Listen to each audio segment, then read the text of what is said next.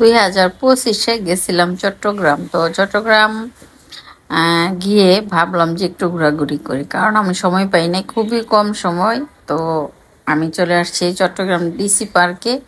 এইখানে তো অনেক সুন্দর একটা ভিউ, নানা রঙের ফুল, যে ফুলগুলি আমি ইন্ডিয়াতে গিয়ে দেখতাম অনেক সময়, আর সে সেম ফুলগুলি কিন্তু এখন আমি বাংলাদেশে বসে বসে দেখতেছি। আসসালামু আলাইকুম এভরিওয়ান, সবাই কেমন আছেন? আশা করছি ভালো আছেন। আমি আলহামদুলিল্লাহ ভালো আছি। তো বরাবরের মতোই চলে আসলাম ছোট্ট একটা ব্লগ নিয়ে। আশা করছি লাস্ট পর্যন্ত আপনারা আমার ফুল ভিডিওটা দেখবেন। তো এই সুন্দর একটা জায়গায় চলে আসছি, ভাইরে ভাই, মানুষের অভাব নাই, এত এত মানুষ। আর এই ফোয়ারাগুলি দেখতে তো আরো ভীষণ সুন্দর লাগতেছে।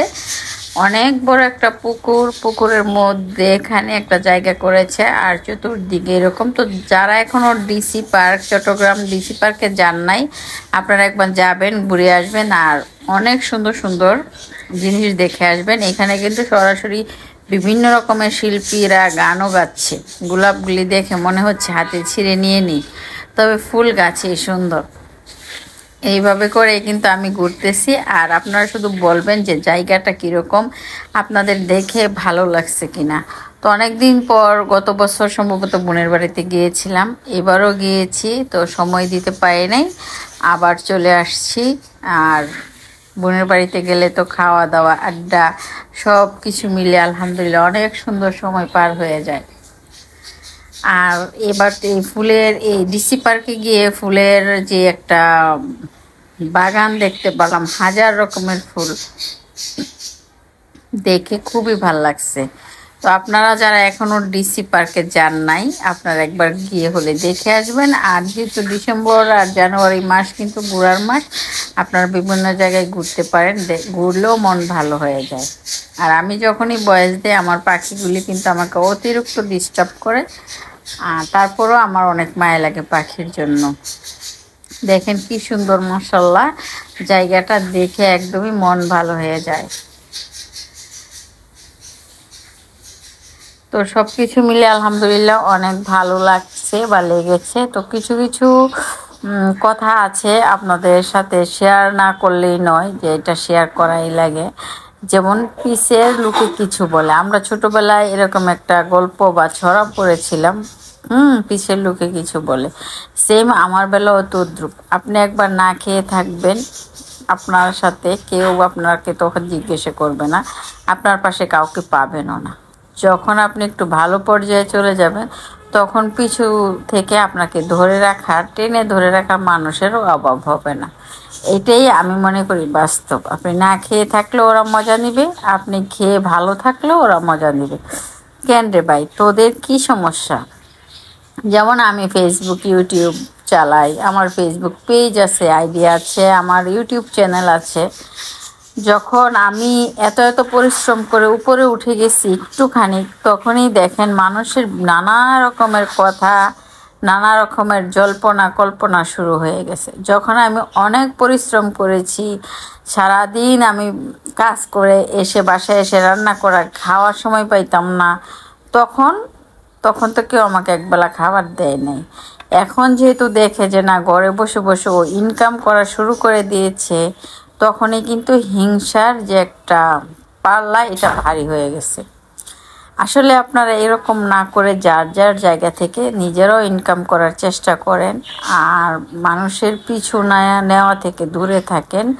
কারণ মানুষকে মানুষ যদি টেনে নিচে নামাইতে পারে না, আল্লাহ যদি টেনে উপরে তুলে দেয়। আলহামদুলিল্লাহ, এখন আগের চাইতে আলহামদুলিল্লাহ অনেক ভালো আছি।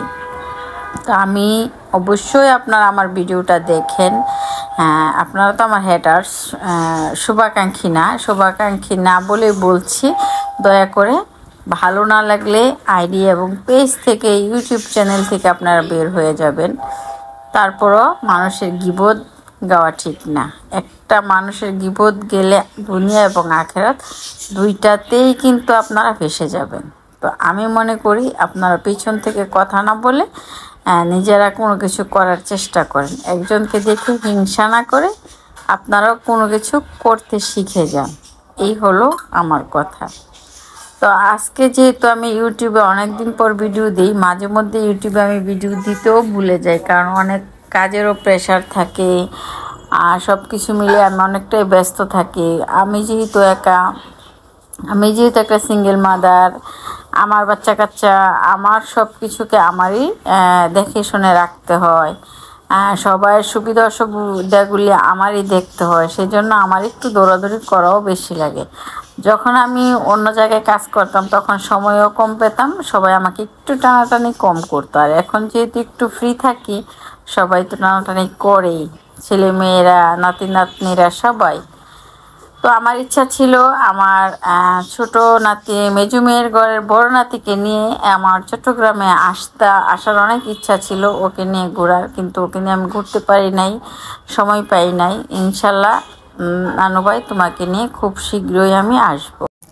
চট্টগ্রামে চলে আসলাম আর নাতির খাতনা অনুষ্ঠানে অ্যাটেন্ড করছি। তো দুপুরের খাওয়া দাওয়া শুরু হয়ে গেছে, সবাইকে সাথে নিয়ে একসাথে, আর দেখো ভালো লাগতেছে।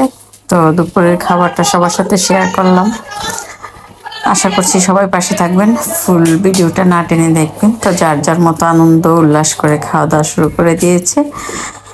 আসসালামু আলাইকুম এভরিওয়ান, সবাই কেমন আছেন? আশা করছি ভালো আছেন। আমি আলহামদুলিল্লাহ ভালো আছি। তো এক পাতিলা বিরিয়ানি অথবা খিচুড়ি, যেটাই বলেন না কেন, খাওয়া কিন্তু শুরু হয়ে গেছে। আর আপনারা তো দেখেই নিয়েছেন কিভাবে সবাই খাচ্ছে তৃপ্তি করে।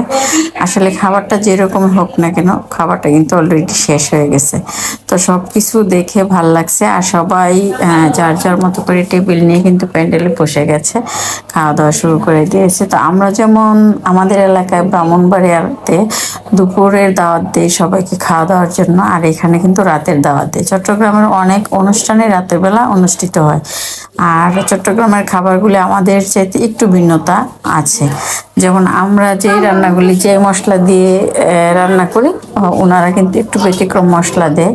তো সেই জন্য চট্টগ্রামের খাবারটা একটু অন্যরকম লাগে আমার কাছে সবসময়।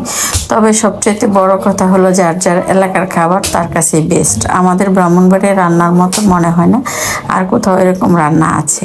জানি না ব্রাহ্মণবাড়িয়াবাসীরা কারা আমার এই ভিডিওটা দেখেন, অবশ্যই কিন্তু কমেন্টস করে জানাবেন। আমাদের ব্রাহ্মণবাড়িয়ার রান্নাটাই বেস্ট।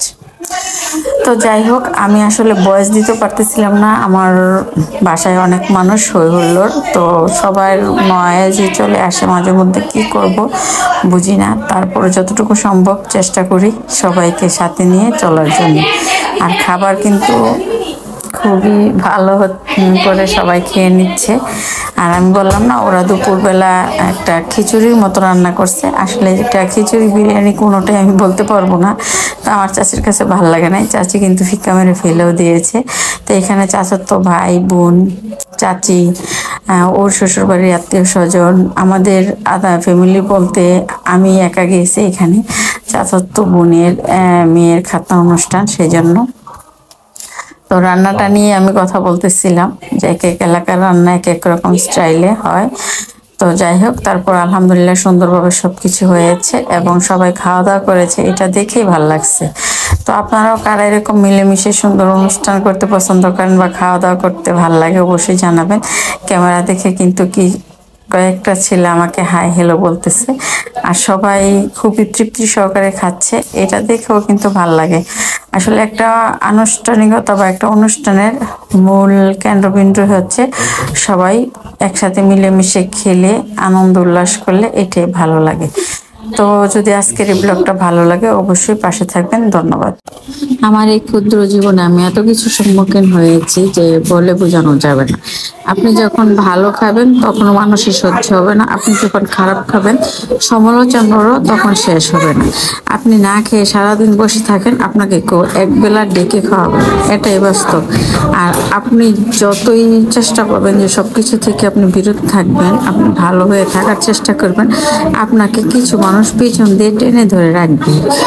যেমন আমার বেলাও সেম হয়েছে বা হচ্ছে, সেই জন্যই কিন্তু আমার নিজের বাস্তবতা থেকে আমি আপনাদের সাথে এগুলো শেয়ার করতেছি। আসলে আপনি যতই চেষ্টা করেন ভালো থাকার, একটা দিন শেষে আপনাকে কেউ ভালো থাকতে দিবেই না। একভাবে না একভাবে আপনাকে এরকমভাবে হ্যারাসমেন্ট করবে, আপনি যে কখন বিপদে পড়ে যাবেন আপনি চিন্তাও করতে পারবেন না। অর্থ যে মানুষের এত কিছু, অর্থ না থাকলে মানুষকে মানুষই মনে করে না। তো আজকে মনটা এমনিতে অনেক খারাপ, কয়েকদিন যাবৎ নিজের অসুস্থতা, প্লাস সব মিলে মনের দিকটা অনেকটাই খারাপ, সেজন্য শেয়ার করলাম। আর আজকের এই রান্নাটা কিন্তু রান্না করতেছে আমার বিয়াই মারা গেছে, তো আমরা কিছু এতিম মিসকিন খাওয়াবো সেই উদ্দেশ্য করে খাওয়ানো। প্রায় 150 মানুষের আয়োজন করছি আর সম্পূর্ণ রান্নাটা আমার নিজের হাতে রান্না করছি। তো আলহামদুলিল্লাহ সবাই খেয়েও ভালো বলছে, তো মনের কষ্টটা দূর করলাম। আজকে বিয়ের জন্য রান্না করছি, উনি মরে গেছে, আগামীকাল হয়তো আমার জন্য কেউ রান্না করবে, এটাই তো মনে হয় সত্যি কথা এবং বাস্তব কথা। তো আশা করছি সবাই পাশে থাকবেন, লাইক শেয়ার কমেন্টসের মাধ্যমে।